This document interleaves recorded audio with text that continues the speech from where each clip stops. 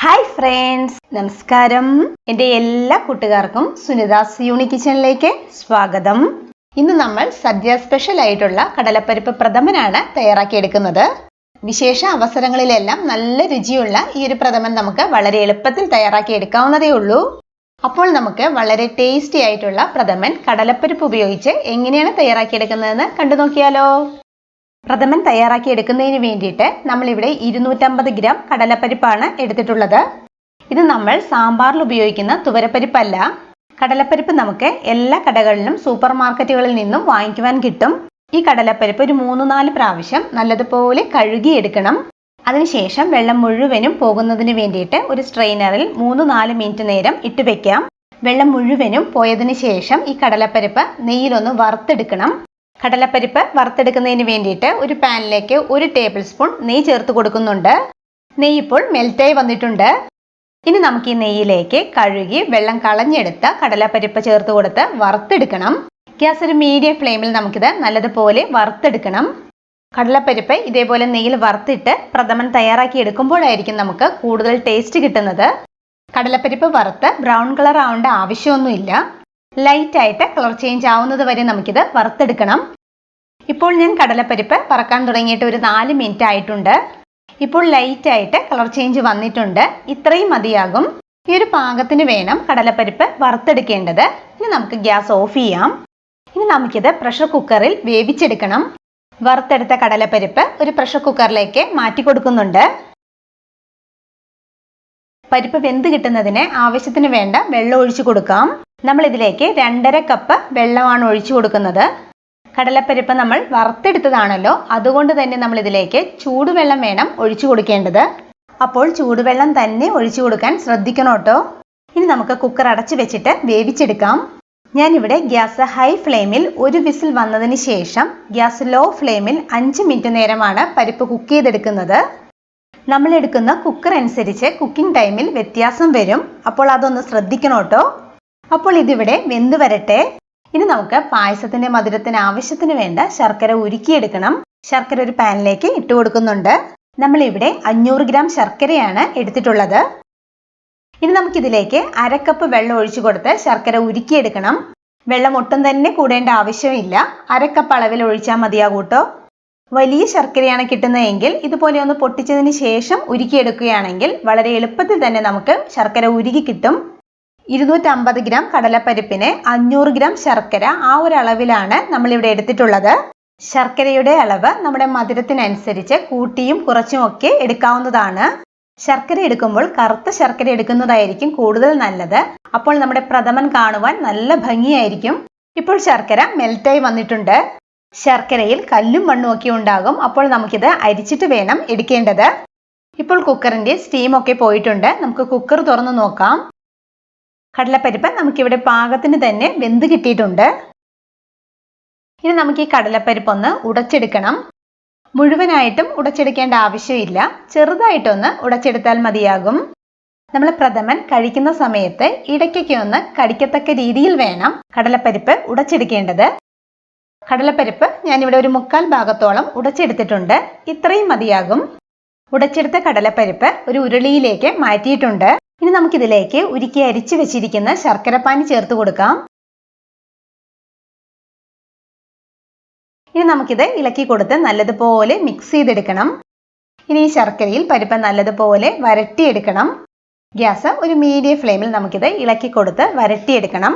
ഈ ഒരു ടൈമിൽ നമ്മളിത് കണ്ടിന്യൂസ് ആയിട്ട് ഇളക്കി കൊടുക്കണം എന്നില്ല. ഇപ്പോൾ ഇത് കുറച്ച് ലൂസായിട്ടാണല്ലോ ഇരിക്കുന്നത്. കുറച്ചൊന്ന് കുറുകി കഴിയുമ്പോൾ നമ്മളിത് കണ്ടിന്യൂസ് ആയിട്ട് തന്നെ ഇളക്കി കൊടുത്തോണ്ടേയിരിക്കണം. പായസം തയ്യാറാക്കി എടുക്കുമ്പോൾ ഉരുളിയോ അല്ലെങ്കിൽ ചുവട് കട്ടിയുള്ള ഏതെങ്കിലും ഒരു പാത്രം എടുക്കുന്നതായിരിക്കും നല്ലത്. പരിപ്പ് നല്ലതുപോലെ വെന്തതിന് ശേഷം മാത്രമേ ശർക്കരപ്പാനി ചേർത്ത് കൊടുക്കാവൂ. ശർക്കരപ്പാനിയിൽ കിടന്ന് പരിപ്പ് വെന്ത് കിട്ടുകയില്ല. അതുകൊണ്ട് തന്നെ പരിപ്പ് നല്ലതുപോലെ വെന്തതിന് ശേഷം മാത്രമേ ശർക്കരപ്പാനി ചേർത്ത് കൊടുക്കാവൂ കേട്ടോ. ശർക്കരപ്പാനി വറ്റി പരിപ്പിൽ നല്ലതുപോലെ ശർക്കര പിടിച്ചു വരണം. അപ്പോൾ പരിപ്പിന് ശർക്കരയുടെ ആ ഒരു നല്ലൊരു കളർ വന്നിട്ടുണ്ടാകും. ആ ഒരു പാകം വരെ നമ്മളിത് വരട്ടിയെടുക്കണം. ഇപ്പോൾ ശർക്കരപ്പാനി വറ്റി ചെറുതായിട്ടൊന്ന് കുറുകി വന്നിട്ടുണ്ട്. ഈ ഒരു ടൈമിൽ നമുക്കിതിലേക്ക് നെയ്യ് ചേർത്ത് കൊടുക്കാം. നമ്മളിവിടെ 2 ടേബിൾ സ്പൂൺ നെയ്യാണ് ചേർത്ത് കൊടുക്കുന്നത്. നെയ്യ് ചേർത്ത് കൊടുത്തതിന് ശേഷം നമുക്കിത് കുറച്ചും കൂടി ഒന്ന് വരട്ടിയെടുക്കണം. നെയ്യ് നമ്മുടെ ഇഷ്ടത്തിനുള്ള അളവിൽ ചേർത്ത് കൊടുക്കാവുന്നതാണ്. നെയ്യ് ചേർത്ത് കൊടുത്ത് ശർക്കരയിൽ ഇതുപോലെ വരട്ടിയെടുത്തില്ലെങ്കിലും പായസത്തിന് നല്ല ടേസ്റ്റ് ഉണ്ടാകും. എന്നാലും നെയ്യ് ചേർത്ത് കൊടുത്ത് ശർക്കരയിൽ ഇതുപോലെ വരട്ടിയെടുത്ത് പ്രഥമൻ തയ്യാറാക്കി എടുക്കുമ്പോൾ ആ പ്രഥമന് ഒരു പ്രത്യേക ടേസ്റ്റ് തന്നെ ആയിരിക്കും കേട്ടോ. ഇപ്പോൾ ഇത് നല്ലതുപോലെ വരട്ടിയെടുത്തിട്ടുണ്ട്. ഈ ഒരു പാകത്തിന് വേണം വരട്ടിയെടുക്കേണ്ടത്. ഞാനിവിടെ ഇത് ഒരു 15 മിനിറ്റോളം വരട്ടിയെടുത്തിട്ടുണ്ട്. ഈ ഒരു പാകത്തിന് വരട്ടിയെടുത്തു കഴിഞ്ഞാൽ പിന്നെ നമുക്കിതിലേക്ക് നാളികേരത്തിൻ്റെ 2ാം പാൽ ചേർത്ത് കൊടുക്കണം. 2 മീഡിയം സൈസിലുള്ള നാളികേരം ചിരകിയെടുത്തതിൻ്റെ 2ാം പാലാണ് നമ്മളിവിടെ ഇപ്പോൾ ചേർത്ത് കൊടുത്തിട്ടുള്ളത്. 2ാം പാൽ 3 കപ്പ് അളവിലാണ് നമ്മളിവിടെ ചേർത്ത് കൊടുത്തിട്ടുള്ളത്. 2ാം പാൽ ചേർത്ത് കഴിഞ്ഞതിന് ശേഷം നമ്മളിത് നല്ലതുപോലെ ഇളക്കി കൊടുത്ത് തിളപ്പിച്ച് കുറുക്കിയെടുക്കണം. ഈ ഒരു ടൈമിൽ നമ്മളിത് കണ്ടിന്യൂസ് ആയിട്ട് ഇളക്കി കൊടുക്കണം എന്നില്ല.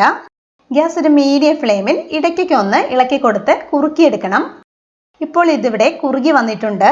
ഈ ഒരു പാകത്തിന് കുറുകി കഴിയുമ്പോൾ നമുക്കിതിലേക്ക് ഏലക്കാപ്പൊടി ചേർത്ത് കൊടുക്കണം. 10 ഏലക്കയാണ് നമ്മളിവിടെ പൊടിച്ച് ചേർത്തിട്ടുള്ളത്.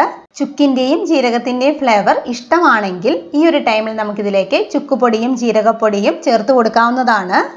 ചുക്കിൻ്റെയും ജീരകത്തിൻ്റെയും പൊടി ചേർത്ത് കൊടുക്കുകയാണെങ്കിൽ തന്നെ ഒരു ചെറിയ അളവിൽ മാത്രമേ ചേർത്ത് കൊടുക്കാവൂ. അല്ലെങ്കിൽ ചുക്കിൻ്റെയും ജീരകത്തിൻ്റെയും ഫ്ലേവർ ആയിരിക്കും പ്രഥമനിൽ മുന്നിട്ട് നിൽക്കുന്നത്. ഞാനിവിടെ ഏലക്കാപ്പൊടി മാത്രമേ ചേർത്ത് കൊടുക്കുന്നുള്ളൂ. ഇപ്പോൾ ഇവിടെ ഇത് നല്ലതുപോലെ കുറുകി വന്നിട്ടുണ്ട്. ഇത്രയും മതിയാകും. ഈ ഒരു പാകത്തിന് കുറുകി കഴിയുമ്പോൾ നമുക്കിതിലേക്ക് നാളികേരത്തിൻ്റെ 1ാം പാൽ ചേർത്ത് കൊടുക്കണം. 1 കപ്പ് അളവിലാണ് നമ്മളിവിടെ 1ാം പാൽ ചേർത്ത് കൊടുക്കുന്നത്. ഗ്യാസ് ലോ ഫ്ലെയിമിലേക്ക് മാറ്റിയതിന് ശേഷം മാത്രമേ 1ാം പാൽ ചേർത്ത് കൊടുക്കാവൂ. 1ാം പാൽ ചേർത്തതിന് ശേഷം ഗ്യാസ് ലോ ഫ്ലെയിമിൽ ജസ്റ്റ് ഒന്ന് ചൂടാക്കിയെടുത്താൽ മാത്രം മതിയാകും. 1ാം പാൽ ചേർത്തതിന് ശേഷം പ്രഥമൻ ചൂടായി വന്നിട്ടുണ്ട്. ഗ്യാസ് ഓഫ് ചെയ്യാം. ഇനി ഈ പ്രഥമനിലേക്ക് നാളികേരക്കൊത്തും കാഷ്യൂസും റൈസിൻസും നെയ്യിൽ വറുത്ത് ചേർക്കണം. അതിനു വേണ്ടിയിട്ട് ഒരു പാനിലേക്ക് 2 ടേബിൾ സ്പൂൺ നെയ്യ് ചേർത്ത് കൊടുക്കുന്നുണ്ട്. നെയ്യൊന്ന് മെൽറ്റായി വരട്ടെ. നെയ്യ് ഇപ്പോൾ മെൽറ്റായി വന്നിട്ടുണ്ട്. ഇനി നമുക്കിതിലേക്ക് ചെറുതായിട്ട് അരിഞ്ഞെടുത്ത് നാളികേരക്കൊത്ത് ചേർത്ത് കൊടുത്ത് ഫ്രൈ ചെയ്തെടുക്കണം. നാളികേരക്കൊത്തിൻ്റെ കളറ് ലൈറ്റായിട്ടൊന്ന് മാറുന്നത് വരെ നമുക്കിതൊന്ന് ഫ്രൈ ചെയ്തെടുക്കണം. ഇപ്പോൾ നാളികേരക്കൊത്തിൻ്റെ കളറൊന്ന് മാറി വന്നിട്ടുണ്ട്. ഈ ഒരു ടൈമിൽ നമുക്കിതിലേക്ക് കാഷ്യൂസ് ചേർത്ത് കൊടുക്കാം. കാഷ്യൂസ് ചെറുതായിട്ടൊന്ന് ഫ്രൈ ആയി വരുമ്പോൾ നമുക്കിതിലേക്ക് ഉണക്കമുന്തിരി ചേർത്ത് കൊടുക്കണം. ഇപ്പോൾ ഇവിടെ കാഷ്യൂസ് ചെറുതായിട്ടൊന്ന് ഫ്രൈ ചെയ്തെടുത്തിട്ടുണ്ട്. ഇനി നമുക്കിതിലേക്ക് ഉണക്കമുന്തിരി ചേർത്ത് കൊടുത്ത് ചെറുതായിട്ടൊന്ന് ഫ്രൈ ചെയ്തെടുക്കണം. നാളികേരക്കൊത്തും കാഷ്യൂസും ഉണക്കമുന്തിരിയും എല്ലാം നമ്മുടെ ഇഷ്ടത്തിനുള്ള അളവിൽ എടുക്കാവുന്നതാണ് കേട്ടോ. നാളികേരക്കൊത്തും കാഷ്യൂസും ഉണക്കമുന്തിരിയും എല്ലാം പാകത്തിന് മൂത്ത് വന്നിട്ടുണ്ട്. കൂടുതൽ ഡാർക്ക് ആവേണ്ട ആവശ്യമില്ല.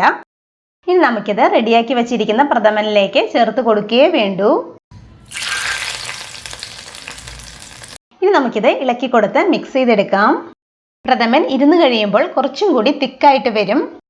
ഞാനിവിടെ പ്രഥമൻ ഇലയിൽ വിളമ്പാൻ പാകത്തിനുള്ള ഈ ഒരു കൺസിസ്റ്റൻസിയിലാണ് റെഡിയാക്കി എടുത്തിട്ടുള്ളത്. നമുക്ക് ഇഷ്ടമുള്ള കൺസിസ്റ്റൻസിയിൽ പ്രഥമൻ റെഡിയാക്കി എടുക്കാവുന്നതാണ്.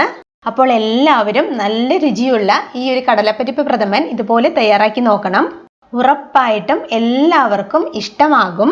വീഡിയോ ഇഷ്ടമായാൽ സബ്സ്ക്രൈബ് ചെയ്യാനും ഷെയർ ചെയ്യാനും മറക്കരുത് കേട്ടോ. Thank you. ബൈ.